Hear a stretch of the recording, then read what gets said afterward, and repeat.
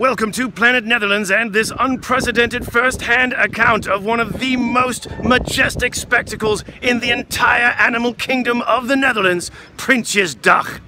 Prinsjesdag, or Prince's Day, involves a speech read by a man who's not a prince, written by a man who's not the king, to announce the agenda of a government that is not yet actually a government. It begins with the king riding his golden coach through the streets of the capital, which is not really the capital, and his coach is no longer actually golden, perhaps because so many people prefer to forget this bit of Dutch history.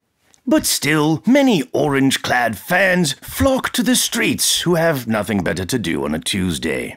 Our journey begins in the Dutch Houses of Parliament, where most politicians have emptied out of the modern bit to flock to the older bit to compare their enormous hats. Soon we are ushered through the corridors of power, where one can encounter several uplifting artworks, like this one, clearly inspired by a horror film, and this torso of former Dutch leader Johan de Witt. A torso because when they were done with him, that's about all that was left. Upon arriving at the red carpet area, we can see men's suits which have been decorated by bird poop, and the smell of lavender fills the air. Then it's outside and into the Binnenhof Square, where women compete to see whose hat most resembles a satellite dish. As the music kicks in, notice the spring in the step of these Dutch civilians congratulating themselves on the life choice of not joining a military band. This is the Ridderzaal, or Knight's Hall, because there are no suits of armor. All politicians and ministers are there, all except this one who was busy, making him the de facto designated survivor, comforting no one.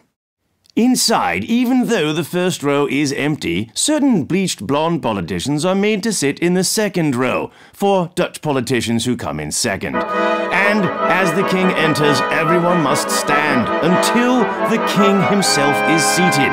He really is that high maintenance. And yes, this is the king's speech. If you look carefully, you can see Geoffrey Rush whispering "bugger, bugger, bugger" behind the throne screen. And then the king exits, only to pause briefly by the Prime Minister to convey the simple message: you may as well sneak out quietly behind the throne before you're roped into the inevitable selfies with commoners such as these. Afterward begins the all-important ritual known as schmoozing. They schmooze without a government. They schmooze without a real budget. But perhaps it's because the day is named after Prince. They party like it's 1999. Prince's Day. As Dutch holidays go, it's right up at the top. Right behind King's Day and Queen's Day.